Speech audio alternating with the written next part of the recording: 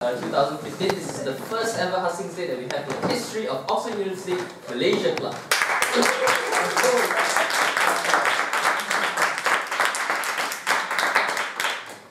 The purpose of our gathering here this evening is to meet the candidates who are running for a position in OUMC and to, as the Facebook events and the event description says, grill them with questions. So each candidate will be required to speak for 2 minutes on who they are, I suppose, why they are running, and what they plan to do for the club. And then they'll take questions from the floor for about 10 minutes. So that's 2 minutes for your speech and up to 10 minutes for questions. Are we all clear on that? Yeah. Okay, so without further ado, shall we get the candidate for president of Henry Lee Stadium? Who incidentally has decided to come to Hustings Day wearing not full subfast actually, but he has a gown, so this is the standard that we are setting for this year and onwards. Is this recorded? Oh, damn. Haha. Okay, I'm a bit nervous. I have to say, I have to apologize first because it's most likely that I would exceed the time limit, but I'll do my best to keep it within. Alright, so thank you for coming. For some of you who might know me, I'm a bit dramatic. I can be a bit gay also to some people, which Leon says is good because signals that OUMC is an LGBTQ friendly society. Anyway, a lot of people, well, most of you might think, why am I wearing subfast? Well, it's actually on purpose. Because if you look at me, I am the embodiment of Oxford. This is what Oxford is to the outsider. Academia. What is this? Pretense. Elitism. Now, what I want to say is that I am interested in outreach. The reason that I want outreach, and it's important to me, is because I want to tell people that this is not us. It may look like this. This is what we may represent to outsiders. But in actuality, we're not invincible. We are definitely not all geniuses. Or we all wish we were.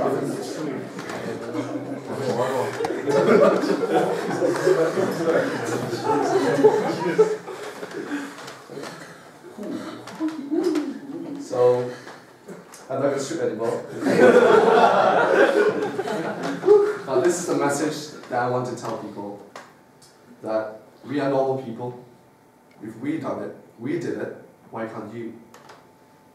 And it's just the belief that's important, I think.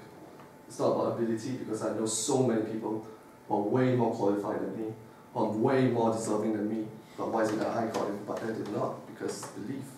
It's about faith. It's not about technicalities or stuff like that. It doesn't matter. So it's a waste, I think, that it's not being pushed. And that's why I shall not bore you with any details as to why me, how, and all that, because that's for the Q&A. But what I can tell you is that I'm different. I don't like rules. And I'm unconventional, as you can see. So if you prefer something different, if you prefer something fresh, then yeah, I'm the kind of guy.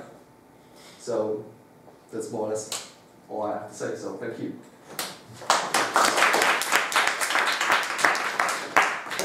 Any questions for Henry?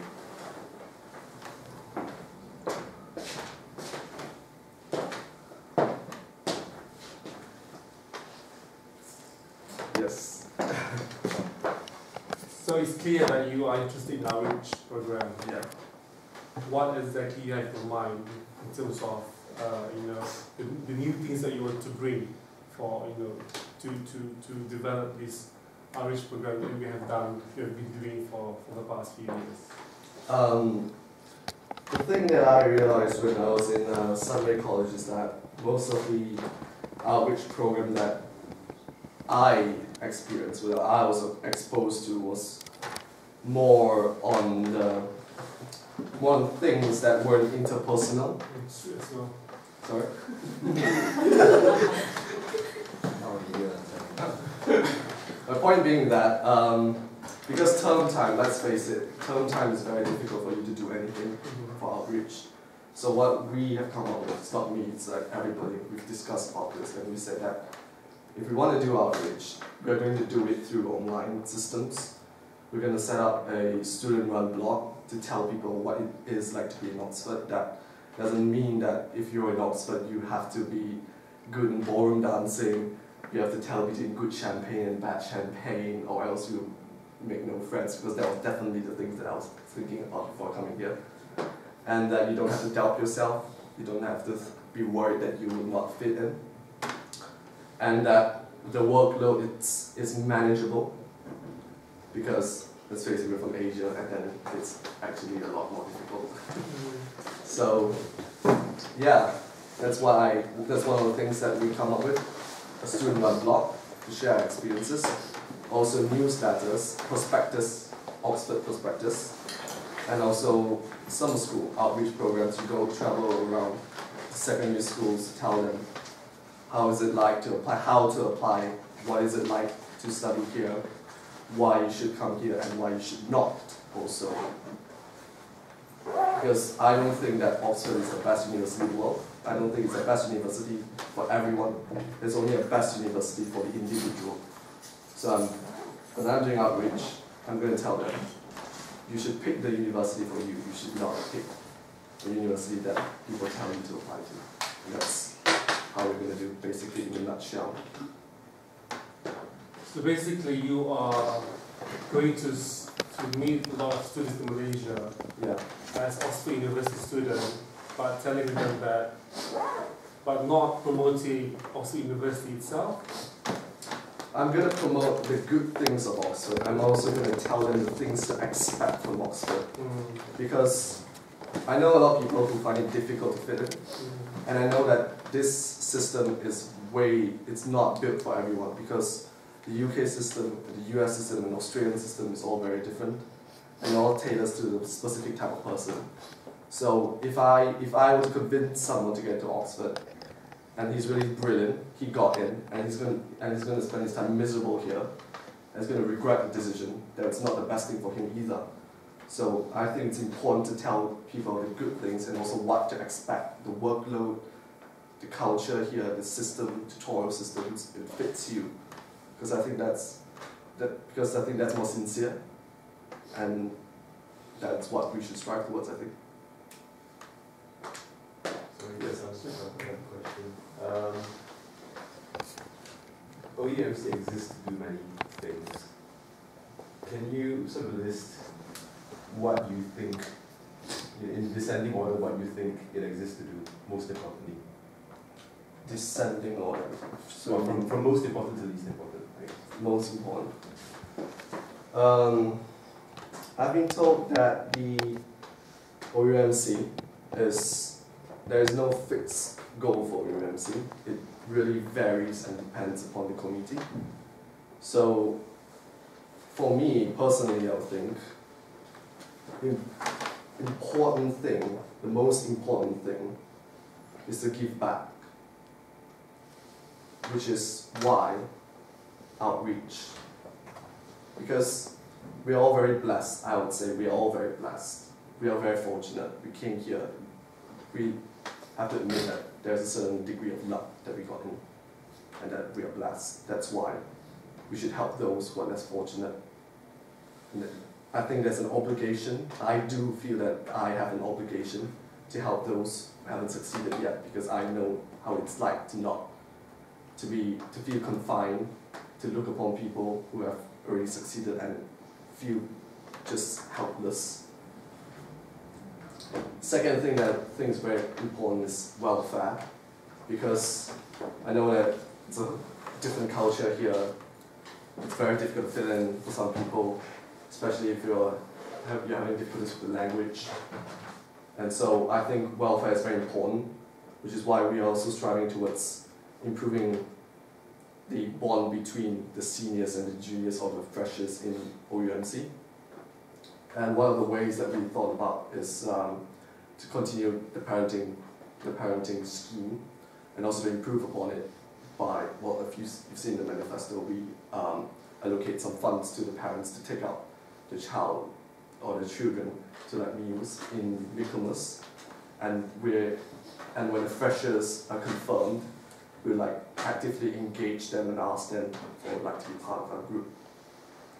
So that, because I personally was a bit late, I got into the group a bit late, so we would strive to not make any delays, and that's one of the things that we think welfare should do. And the third thing would be, I personally would think would be future prospects for OUMC members. Future prospects such as careers, networking events, things like that, because there's so much to get out of university, and I think that it's never enough if you don't have as much help as you get from the people around you, and we're already so few in numbers.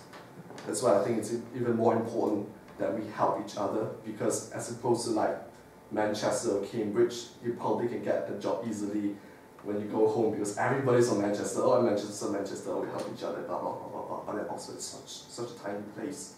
So few of us go back. It's difficult for us. And it's more important for the postgraduates as well, career path, especially if you're doing science, because of the climate in Malaysia. So that's what I think. So it's outreach, welfare, and prospects.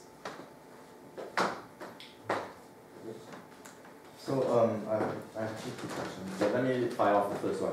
What about the alumni? Because for the past few years, we have kind of like built quite good relationships with our alumni themselves. And so where would you put, say, the alumnus in this whole big picture of yours?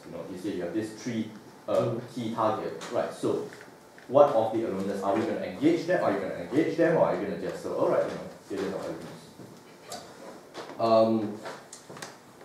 One of the few things that we plan to do during term time, should we be elected for committee, is that we'll strive to have at least 2 talks in term time, and these talks can be either career related or by alumnus. The thing that I'm thinking about is that I think that the alumni should have a very strong relationship with the current club, because the alumni are what these group of people are going to help you when you graduate, and that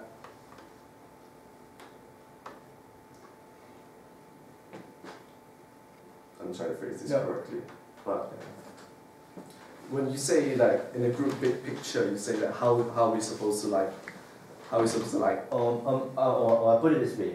Do you see the kind of alumnus outreach kind of thing be part of your plans or not part? Yes, definitely. I mean, I think the problem is that from what I perceive, is that a lot of alumni tend to after they graduate, they tend to disappear, and they tend to fragment, and that it's important for us to bring them back, but then it's a challenge to persuade them and to give them a reason to give back. And I think that it's worth the risk, but then as to how I should do that, I still have thinking to do. Can I suggest one though? So the Oxford Malaysia Club, Alumnus Club back in Malaysia, they're quite active. Elizabeth is really active. Yes, she's of Cambridge, but that whole group of people, they are there. Yeah, the Oxbridge Club. So they're very active. I mean, if you can engage them, that would be really good, because they themselves are trying to find their own people. They are also, they only have few that. So, that's the kind of, I was thinking this kind of suggestion. Talk to them. In fact, Yeah. We attempted once last time, probably to ask them why. Who are his peers and so on. I was thinking that could be a way. I have also talked to Mark Disney, which is the president of Oxbridge Club in Malaysia, and also she's the chair for Penang side, the north side.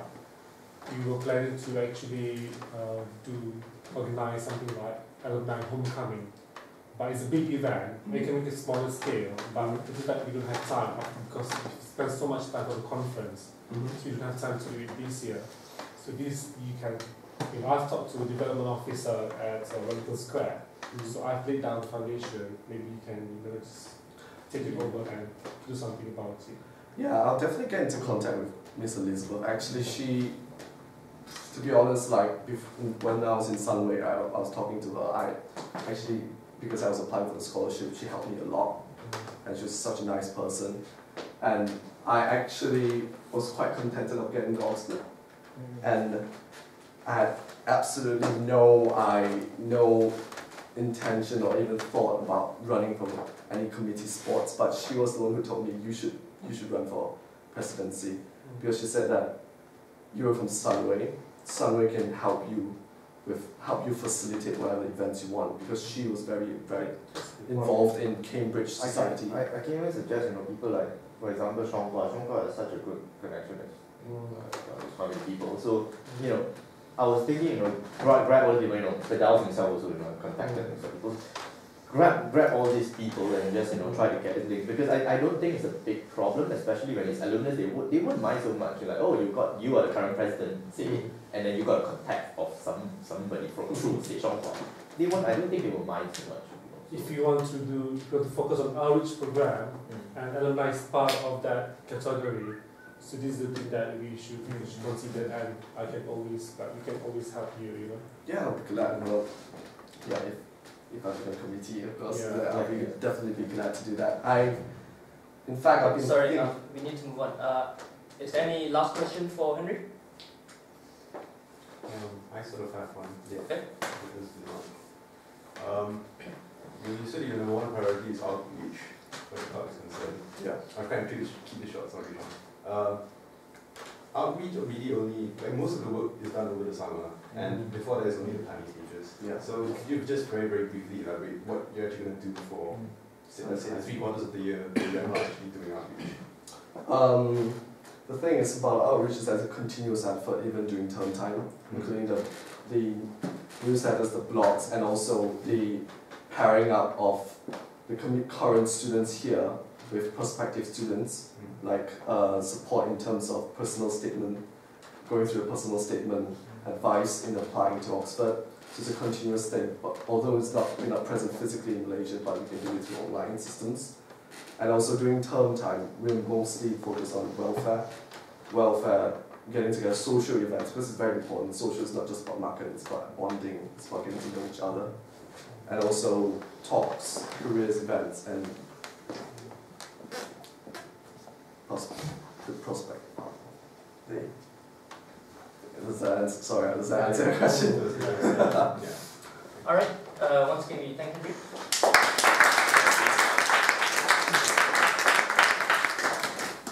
We'll just bring up. Alright, we have the next candidate for Vice President. Hi everyone, I'm glad to see you all here, and I would like just to say, just introduce a bit of myself. I'm Ryan, and I'm a first year physics fresher at uni. Okay, so I would like to just point out, I'm not going to say why I run the post, but I'm just going to tell you about what I plan to do if I become Vice President. And first of all, I believe it's my obligation to help and assist Henry in his vision wherever it's outreach, or assist him wherever it's this speaker events, or networking with alumni. I think it's very important that Vice President, he gives the big picture, and I deal with a bit of details, and the rest of the committees also deal with some details, as in event management and carry out the plan. So the first thing first is to assist President. And secondly, what I plan to do is this OUMC parent scheme or parent system. I believe that it's a very good system. Like, I benefited a lot from my OUMC dad in particular. He gave me a lot of advice, to probably settle down and stuff like that. And but I believe that not everyone is fully engaged with this OUMC parent system. So I have a few of as you read my manifesto, I have a few of suggestions to improve the system. Yeah.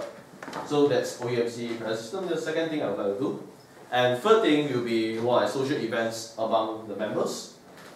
And like get together events, like example, we could like continue what we have been doing, like those makan events, to like have like some sort of bonding, and at the same time I know like Malaysian, we all love food, so we all crave for Malaysian food, so yeah. Social events not only can like bring people together, and as I know like social events have like highest turnout rate probably among other events. Like social events usually get like a lot of like turnout rates. So the third thing is yeah, social events and about outreach. Okay, I would like to say a bit of outreach. Like I think that it's also important because like now, like undergrad fresher we have like only about 10 will usually turn up in these events, and it's like about 8 are like guys, 2 are like girls, so you might end up in a situation where you have a bit of like gay that's in front of people. So which is a point that I would like to say it's very important to have outreach and to have like more prospective students. Yeah, that's all. Yeah. Any question? Alright.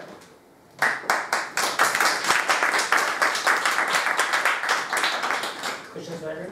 So for Brian, sorry. Oh, No, this one didn't get to ask Henry, but what kind of slant would you take the community take maybe if you guys were to invite speakers, or would it be more political figures, corporate figures, or just general popular personalities? Okay, this Don't invite at all. okay, good question. Well, that actually depends on actually when we become a committee, we have sort of like a plan. Because I realize right, if we invite speakers event, we can't usually satisfy everyone. So it's good to like have a balance of like some events that events that can like that do some sort of networking. There will be, I believe a lot of postgraduates will be very interested in networking events or career events. But at the same time, we could also have some of the inspiring figures to come over and give a talk. Like let's say the recent one like Idris Jalla.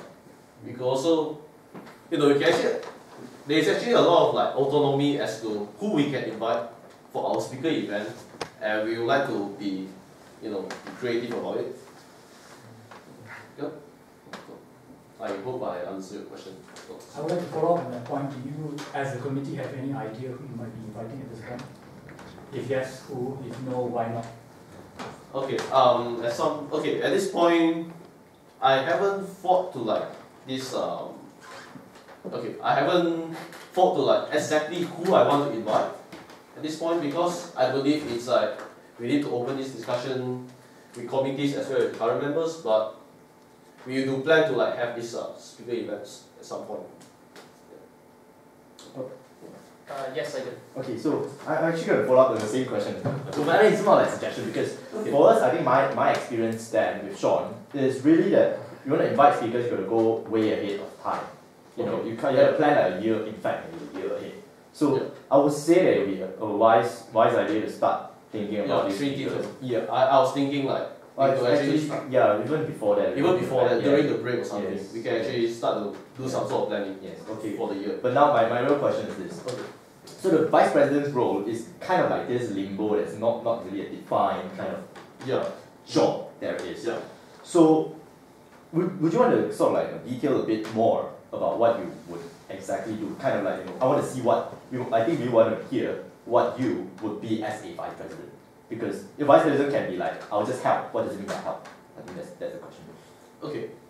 The thing that I exactly do, it will be more like improving welfare of members together with, welfare officer, which I say about this parent system, and also actually I have some suggestion in mind, but some suggestions that might or might not work, might or might not be carried out. But I also think that it's important that we have some sort of like counselor or something, because like it's very nowadays it's like very hard to like find like. Because obviously parents need to be both good listener and also people who can give advice to their junior. Yeah. So my main part, what I think I will be mainly doing while assisting Henry whatever events planning is that I will focus on like welfare and get together events. Yeah. So one of the jobs would be to help Henry as VP helping the press. Yeah. So say if very unluckily Henry becomes this tyrant president or something. Okay. Okay. But in the very, very unlucky situation that happens, and say the rest of the committee or even members are not pleased with him or anything, how confident are you in standing up against him, and maybe even, you know, how would you even handle that kind of situation? Because it may happen. I see. Okay. If that kind of situation happens, we would like to see like a few stages. Like if one, if we'll try to make peace with him to see if he's willing to engage directly with me. If he does not, we might need some sort of like moderator or like some people who is like completely neutral and to handle the situation like that. Yeah. So what's your role My as role. a vice president? What will you do? What kind of what will be your approach to resolve the issues? Okay. I will properly point this out to president himself first, together with the committee. First of all, I approach the committee and see if they agree with what I say. If they do, let's say if they do, and I will like voice it out to the president and try to make peace and see if anything else could be done. If no, we will like try to like find a bit of like people to a bit of like third parties, because like let's say president might have like some grudge over you, and your opinion will most likely like he will have like a bit of bias against your opinion. So sometimes I think it's important to like find, if let's say he doesn't listen to your opinion completely, he's supposed to find a third person or something to like make peace. So your first approach will have discussion with the committee first. The other committee and see what they think. Yeah. Okay. Yes, Junyan?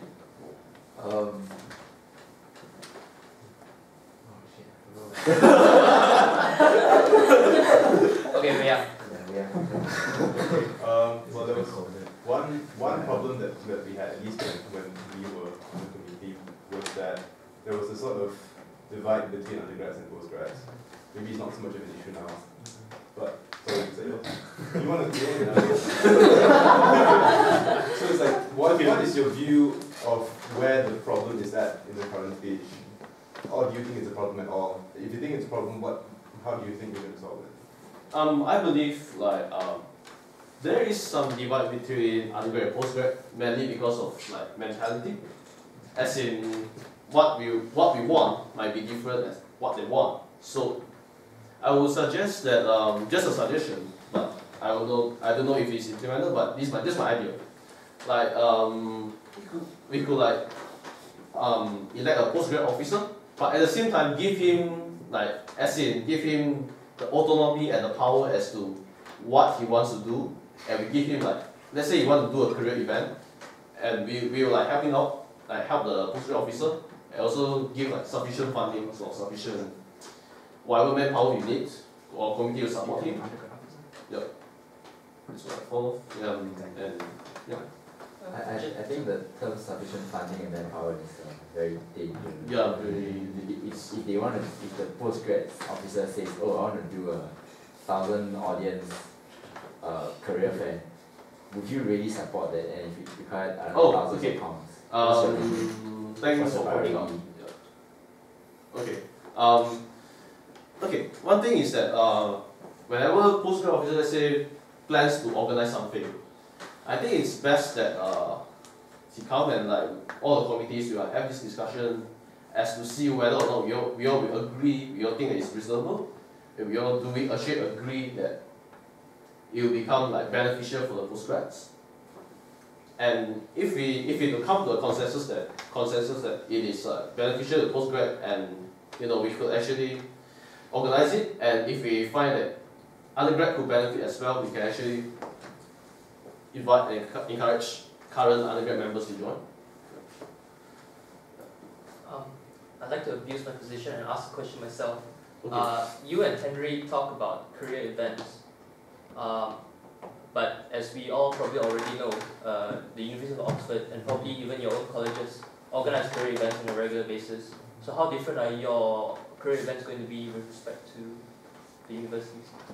Okay.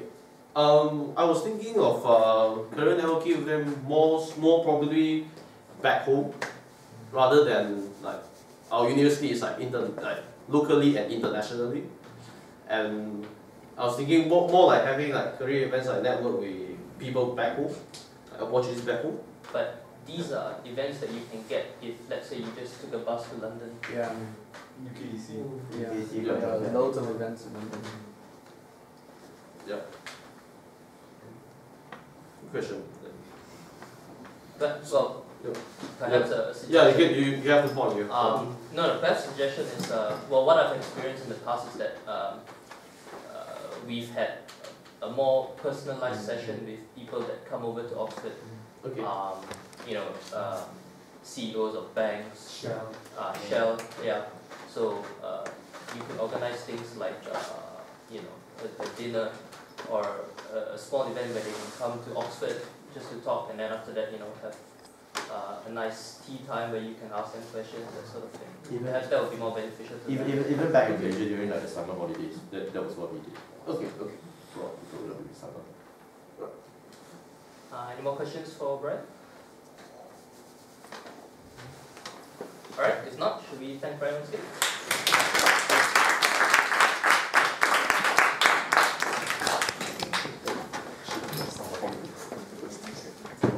Up next is the candidate for Secretary, Ju Kayan.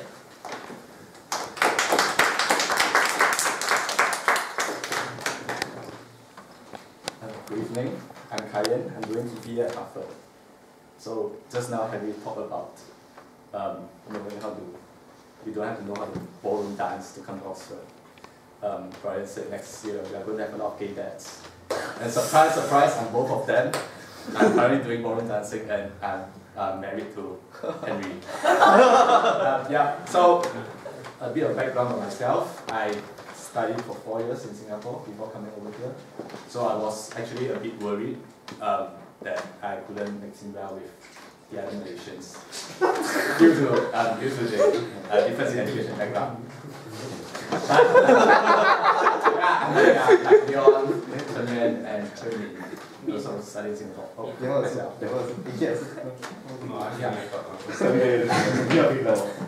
So OUMC means a lot to me, and that's why I'm running for secretary. I have quite some experience as secretary before. I handled paperwork, I think, reasonably well, and quite detailed with my planning and stuff. So, and I also wish to support Henry and Brian because I agree with their visions. So I think the main role of the secretary that I will be doing will be mainly with the paperwork with all the outreach. So I will set up the student blog. I will try to take over the outreach Facebook page, and as well as create the Twitter account so that we can constantly engage with the students back in Malaysia. Personally, I blog, Henry blogs, Brian also blogs. So I think we have quite a strong background for blogging. So and I will be in charge of overseeing this. And one more thing is a little project that I wanted to do as a secretary, which I had in mind since Nicholas, is that I feel that even though we are in Oxford, we should be aware of what's happening back home. So we shouldn't be just wrapped in this little bubble. So I want to create a newsletter. So not the newsletter that Henry is talking about, is for a newsletter for internal circulation. So every 2 weeks, I hope to set up a newsletter to all the members, summarizing the news that's happening in Malaysia, and then invite everyone to contribute with comments and ideas. So this is one of the personal projects that I hope to implement. But as well, of course, I will still be supporting Henry's outreach. So prospectors, freshers guide, and pairing student applicants with current students. I believe I'll be able to do my job well. Alright, thank you. Questions for Kayan? Okay. Okay. So yes, according to the history of all our secretaries, including me, we see the secretary's job seems to be like, you know, a safeguard, just to remind whoever in the whole committee what's happening. It seems to be, you know, that kind of role within the committee. What do you think about, you know, such a role? You know, that's my opinion of, you know, what a secretary, when I was doing my experience, tells me. So what do you think about it? I believe secretary should be the one who's running all the paperwork, necessary paperwork, to support the main operations.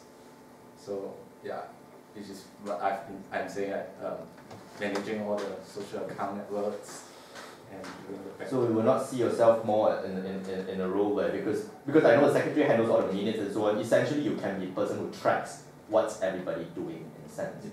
So if, say, the president forgets to do something, then that's the role of the, at least in my opinion, the role of what a secretary should do, which is why the secretary's role is pretty heavy in a sense.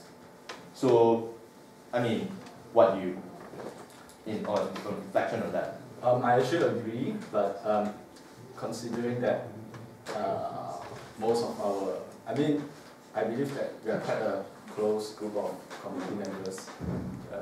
I don't think there really needs to be an emphasis on this role of the secretary, as we are all working towards a common goal. Like we are sure of what we want. So I doubt that it's very unlikely. I doubt that it's likely that president will forget something important that he wants to do. But of course, I'll be keeping track of things. Let me tell you one thing. When you're friends and when you're working together, it's a two different thing. Yeah, I have a lot of experience. So don't live in this fantasy that we will be good together forever.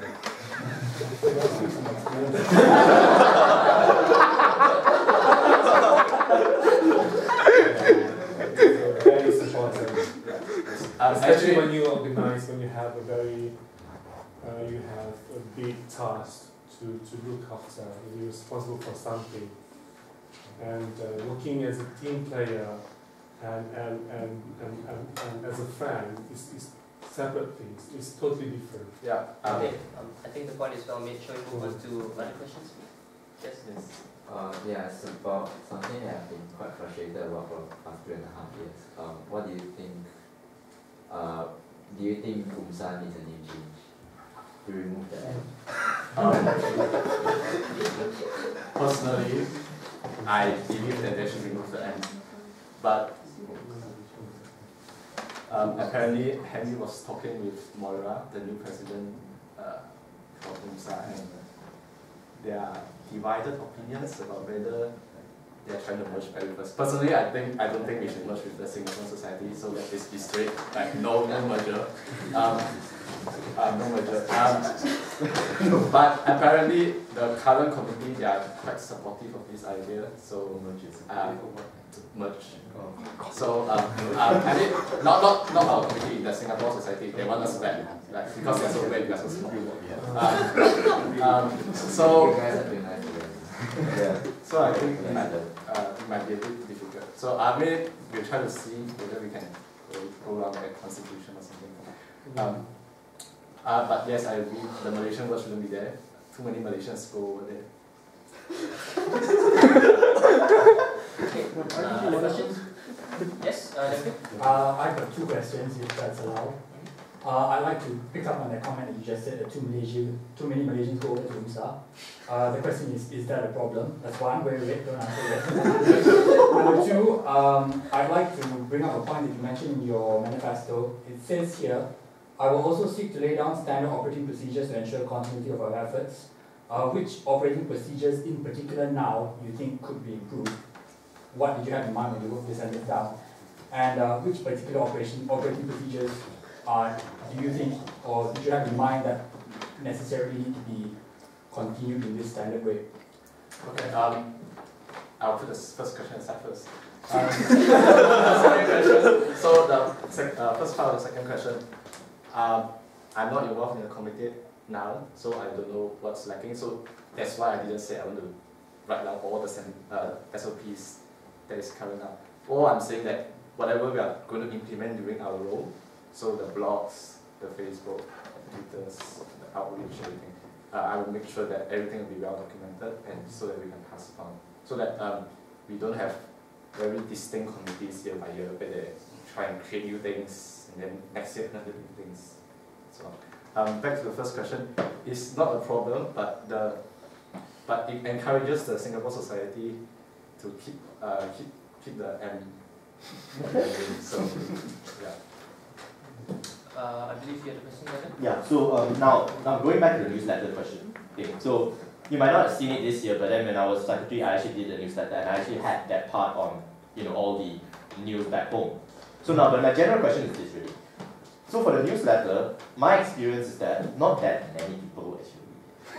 To be fair, if you said at first we started once a week, no one really cared. Twice a week, no one really cared either. So it's more like, because it's sort of like so many emails, you got just one extra email that comes out. So now reflecting back to your idea, your this small project, what will you think from looking from this experience?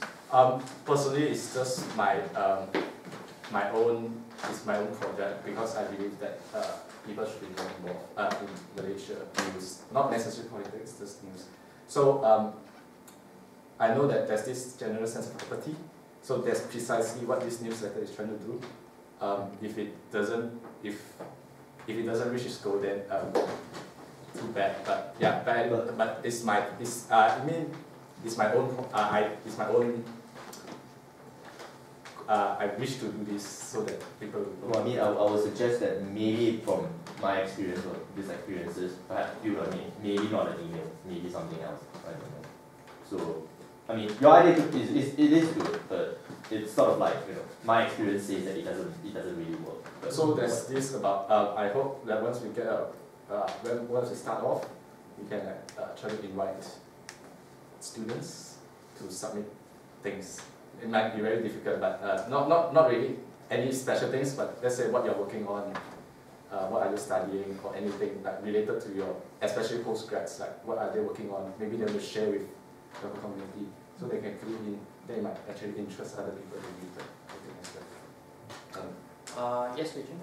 Just to add on to that point about inviting students to contribute, the reason why none of you have seen any newsletter this year, because this newsletter is rubbish. I have never seen a newsletter last year, so I didn't believe that emails actually work. But on that point about contributing articles and stuff, I believe Leong Kim has laid out the foundations, the infrastructure for this thing called the Malaysian Musings. It's supposed to be on the website where everyone contributes articles and you can see stuff. But unfortunately, we didn't have much commitment from the supposed editor this year.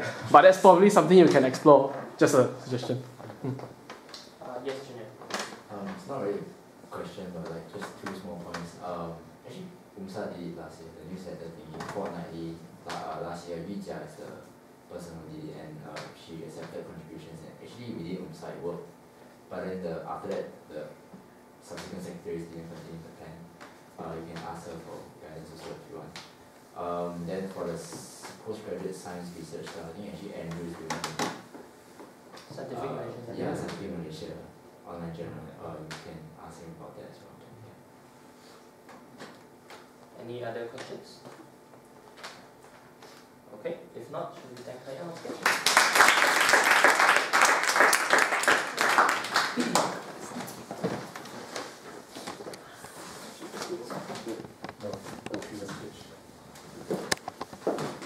Alright, should we have the candidate for treasurer, Esther Ng Kau? Hi everyone, I'm Esther and I'm studying in Trinity College. I'm in my first year and I'm doing economics and management. I want to run for the role of treasurer, and I think I'm accountable and organized, so I think I have the traits for the treasurer, and I think my main role is to just manage the funds well and just make sure that it's documented well. And I believe that for the funds, like the budgets for every event, whether it's social events or outreach or any speaker events we have, it's not just my individual role, but I think it has to be discussed within committee, and as a group we decide how we want to spend OUMC's funds. I also believe in transparency within the committee and also with the funds, so with money coming in and out, I'll make sure that they're documented well. I'm also receptive to any ideas and improvements that OUMC can have. And yeah, just manage the money well. Okay.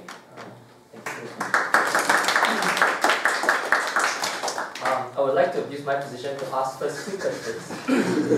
As current treasurer and soon to be former treasurer, the first question is, how far up do you think are you in the decision making as far as the use of funds is concerned? Because sometimes there will be conflict of opinion as to how much you should use and whether you should even use it or not. The second question is, in your manifesto you said that you aim to maintain a strong and stable level of finance. Can you elaborate on that, please? Okay, so the first one is, if there's conflict with the funds, I think that for my role, I would advocate that we spend with reasonable means. But I think it's not just my personal role, because as a committee we have to agree. So perhaps like a majority vote within the committee. And then the second question, which is on... How are you maintaining a strong and stable level of finance? Okay, so I guess if we use the funds reasonably well, then there wouldn't be any problem with kind of like depleting funds or anything like that. But with more sponsorships, I think we have like this Shell sponsorship, so I'm not very sure about the exact details on that. Okay. So just to clarify, on your first point, do you mean that the majority of the committee decide how the funds are being used, as opposed to someone having actually the final say? Is that what you're saying? Yeah, I would say a majority, because there's 5 positions. So I believe like after discussion, the majority gets the vote. Okay. And you at the moment have no plans to secure any other sponsorships? No plans. So the Shell sponsorship is actually an initiative by us this year. I'm not sure whether it will continue next year or not. I guess it depends on the committee. Yeah, I guess to discuss, yeah. Okay, yes, tell me. I want to add on the part because we have heard 4 people talking, but none of you have mentioned about what you're going to do with how you're going to secure funding for future events. For our year, the credit should go to